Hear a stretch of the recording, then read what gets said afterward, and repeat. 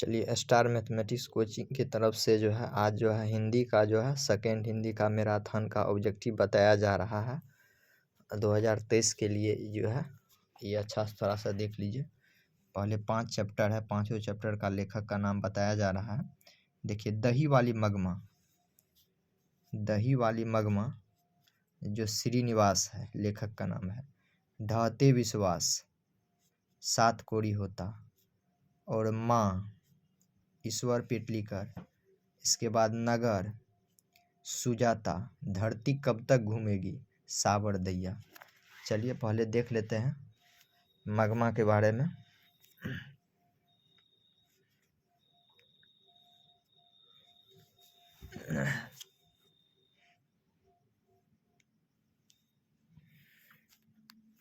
चलिए, पहला देखिए, इस कहानी में कथावाचक दही वाली मगमा के बारे में बता रहा है। इस कहानी के कथावाचक कौन थे? तो श्रीनिवास जी थे। कौन थे? श्रीनिवास जी। तो श्रीनिवास जी का जन्म कब हुआ था? 6 जून 1891 ईस्वी में हुआ था। कब? 6 जून 1891 ईस्वी में।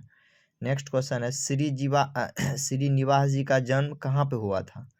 तो यह है कर्नाटक के कोलार जिले में हुआ था। देखिए, श्रीनिवास जी का जन्म कर्नाटक के कहाँ पे हुआ था? कोलार जिले में हुआ था।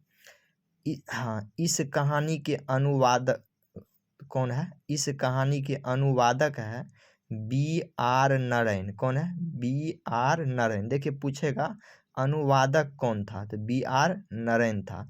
अगर कथावाचक पूछेगा तो कौन था? तो श्रीनिवास जी था। श्रीनिवास जी का पूरा नाम क्या है? देखिए, ये भी क्वेश्चन अच्छा है। श्रीनिवास जी का पूरा नाम है मास्तिक वेंकटेश आयंगर। कौन है? मास्तिक वेंकटेश आयंगर। ठीक है। अब मगमा दही बेचने में, देखिए मगमा जो है दही बेचने के लिए कहाँ जाती थी? तो वो बेंगलोर जाती थी। कहाँ पे? तो बेंगलोर जाती थी दही बेचने के लिए। मगमा का गांव, देखिए मगमा का गांव अबलूर कहाँ पे है? मगमा जो है दही बेचने, तो देखिए मगमा जो है दही बेचने कहाँ जाती थी? बेंगलोर जाती थी। मगमा का गांव कहाँ था? अलूर। कहाँ है? अबलूर। देखिए, अबलूर के पास था, ये याद रखिएगा। मगमा का गांव कहाँ था? अबलूर के पास था। मगमा की बहू का नाम क्या था? ये भी अच्छा क्वेश्चन है। मगमा का बहू का नाम नजम्मा था। कौन था? नजम्मा। तो मगमा के गांव जुआरी का, देखिए मगमा के गांव के जुआरी का नाम था रगम्पा। पूछेगा रगम्पा क्या खेलता था? जुआरी। तो जुआरी कौन था मगमा के गांव का? तो एक रगम्पा था। तो मगमा के गांव के रास्ते के कुएं का क्या नाम था? देखिए, ये भी क्वेश्चन अच्छा। मगमा के गांव के रास्ते के कुएं का क्या नाम था? तो अमराई का कुआं। कौन था? तो अमराई का कुआं। कुआं का नाम है अमराई का कुआं। मगमा के मखवल, देखिए मगमा के मखवल के ब्लाउज की कीमत, मगमा का एक ब्लाउज था जिसका कीमत था 8 रुपया। किस चीज़ से बनी हुई थी? तो मखवल का। देखिए मगमा ने अपनी बहू नजम्मा से कहा, क्योंरी राक्षसी बच्चे को मार डालेगी। देखिए, मगमा बोली अपना पुतोह को, क्योंरी राक्षसनी बच्चे को क्या करेगी? मार डालेगी क्या? चलिए नेक्स्ट है दूसरा लेसन में। दूसरा है कि ढहते विश्वास कहानी के लेखक। पहले ये देखिए, ढहते विश्वास उड़िया भाषा में। ढहते विश्वास क्या है? उड़िया भाषा। तो ढहते विश्वास कहानी के लेखक सात कोड़ी होता। देखिए, ढहते विश्वास कहानी के लेखक कौन थे? तो सात कोड़ी होता। सात कोड़ी होता का जन्म कब हुआ था? 29 अक्टूबर 1929 ईस्वी में हुआ था। तो सात कोड़ी होता जो है जन्म उड़ीसा के कौन सा जगह में हुआ था? तो उड़ीसा के मयूरभंज में। कहाँ हुआ था? तो मयूरभंज में हुआ था। इस कहानी का अनुवादक कौन थे? इस कहानी का अनुवादक था राजेंद्र प्रसाद मिश्र। देखिए, अनुवादक पूछेगा तो कौन है? राजेंद्र प्रसाद मिश्र। देखिए लक्ष्मी के गांव के पढ़ाकू लड़का का नाम क्या था? गुणनिधि था। कौन? तो गुणनिधि। नेक्स्ट देखिए स्वेच्छा सेवक दल गुणनिधि ने ही बनाया था। पूछेगा गुणनिधि ने जो है स्वेच्छा सेवक दल का गठन किया था, ये बनाया गया था। बाढ़ आने का खबर, देखिए बाढ़ आने की खबर सरपंच को ही बतानी थी। देखिए बाढ़ आने की खबर सरपंच को बतानी थी। विपत्ति अकेले न आकर संग साथियों के साथ आती है, यह कथन किसका है? तो यह है ढहते विश्वास कहानी का यह कथन है।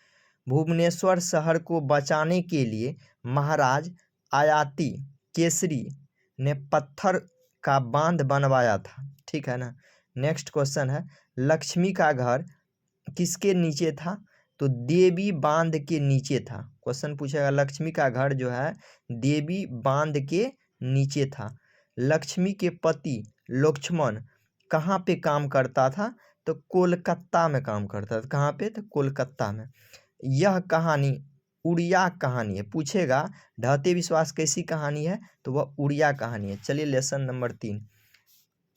लेसन नंबर 3 में क्या है? माँ। देखिए चैप्टर का नाम है माँ, जो कि गुजराती है। भाषा कैसी है? तो गुजराती है। नेक्स्ट देखिए इस कहानी के लेखक और कथावाचक ईश्वर पेटलीकर है। पूछेगा कि माँ कहानी का कथावाचक क्या? ईश्वर पेटलीकर है। इस कहानी के अनुवादक कौन थे? तो गोपाल दास नागर थे। कौन थे? गोपाल दास नागर है। मंगू के माँ के कितने संतानें थी? तो मंगू के माँ के 4 गो संतान थे। नेक्स्ट क्वेश्चन देखिए मंगू के गांव की दूसरी पागल लड़की का नाम क्या था? तो वह कुसुम था। देखिए मंगू की गांव की एक लड़की जो थी वो पागल हो गई थी, उसका नाम क्या था? तो कुसुम था। मंगू की बड़ी बहन का नाम क्या था? देखिए मंगू की बड़ी बहन का नाम था कमो। क्या था? तो कमो, यो याद रखना है। देखिए मंगू की माँ के लिए अस्पताल एक कैसा था? तो गौशाला के समान था। कैसा था? तो गौशाला के समान। देखिए मंगू की माँ जो है अस्पताल को कैसा मतलब लगता था? तो गौशाला के समान लगता था। माँ मंगू को अस्पताल नहीं भेजना चाहती थी। देखिए माँ जो है मंगू को अस्पताल नहीं भेजना चाहती थी। माँ की देखिए मंगू की माँ ने पहली बार अस्पताल का विरोध नहीं किया था। देखिए हर एक बार विरोध करता था, मगर पहली बार ऐसा था मंगू की माँ जो है अस्पताल का विरोध नहीं किया था। माँ के अलावा देखिए मंगू के अलावा उसके 3 भाई बहन थे। ये याद रखना है। देखिए मंगू के अलावा उसके भाई बहन कितने थे? तो 3 थे। ठीक है।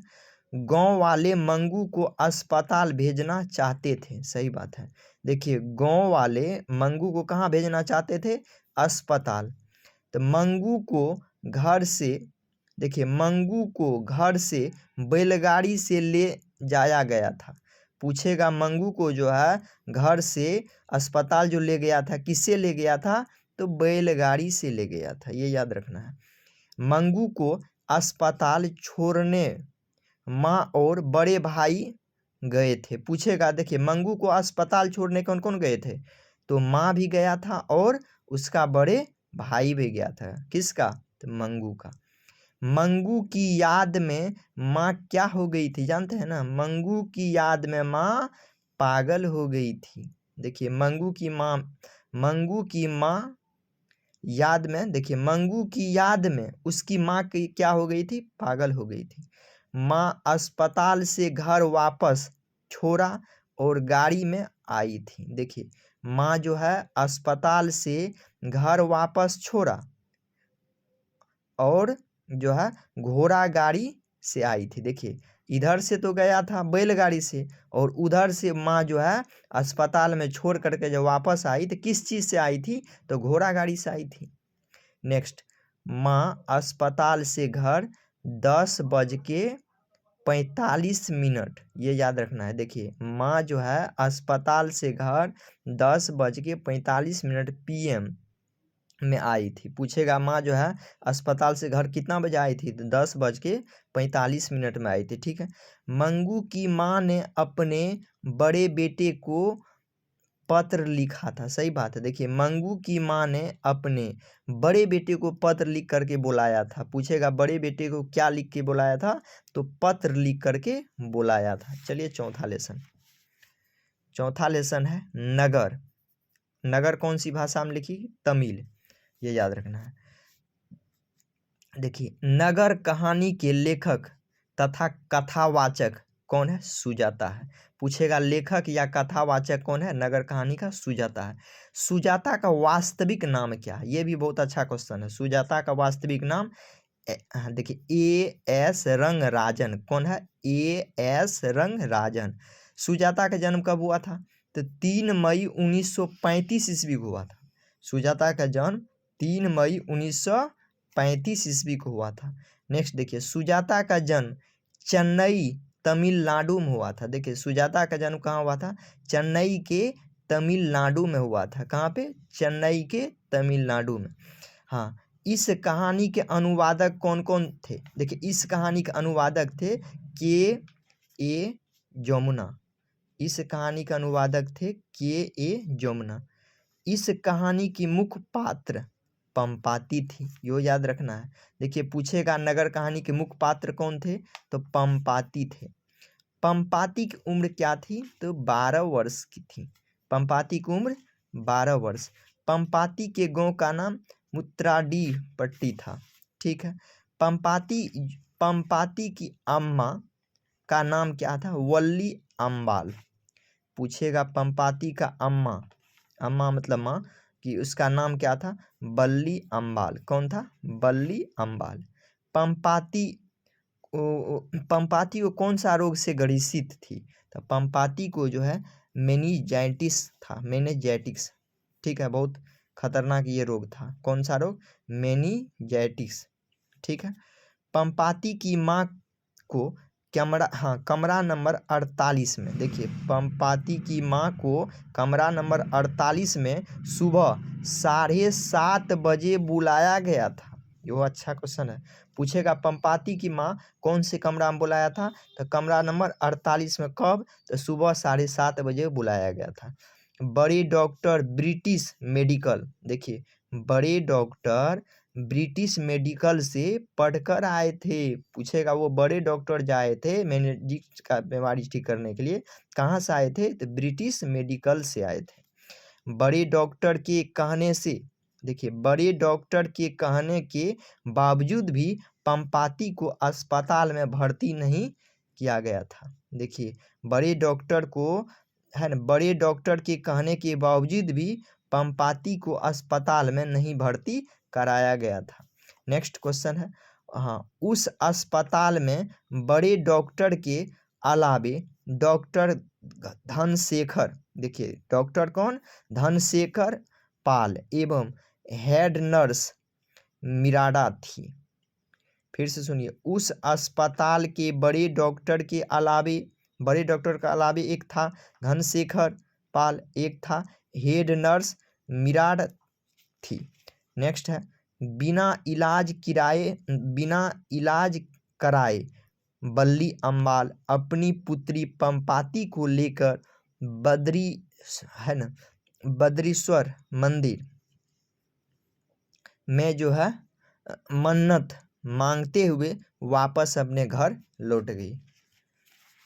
चलिए 5वां लेसन में देख लेते हैं, धरती कब तक घूमेगी। क्या है, धरती कब तक घूमेगी, राजस्थानी भाषा है ये। देखिए धरती कब तक घूमेगी, यह कहानी जो है 3 बेटे, कितना बेटे, तो 3 बेटे 2 रोटी या 1 माँ की कहानी है। देखिए ये जो है 3 बेटे की कहानी के बारे में दिया हुआ है। ठीक है। इस पाठ के लेखक साबर दैया है। पूछेगा धरती कब तक घूमेगी के लेखक कौन है, साबर दैया। यह एक राजस्थानी कहानी है। कैसा कहानी है, राजस्थानी कहानी है। इसके अनुवादक कौन थे, साबर दैया ही है। ठीक है। नेक्स्ट है, कैलाश की पत्नी का नाम बताइए। कैलाश की पत्नी का नाम राधा, बहुत अच्छा है। कैलाश की पत्नी का नाम राधा, और नरेन की पत्री का नाम भवरी, नरेन की पत्री का नाम भवनी, और बिरजू का पत्नी का नाम पुष्पा। देखिए बिरजू का पत्नी का नाम कौन था? पुष्पा। सीता अपने काले ओढ़ने को लेकर रुआसी हो गए थे। नेक्स्ट है, उनके बेटे ने भी सीता को एक एक महीने खिलाने का नियत बनाया था। देखिए उसका बेटा जो 3 था, सीता का जो 3 बेटा था, एक एक महीने करके खिलाने का काम कराने किया था। नेक्स्ट देखिए, जब सीता के बेटे उन्हें एक एक महीने करके सबके यहाँ खाने और रहने का इंतजाम किया था। चलिए नेक्स्ट।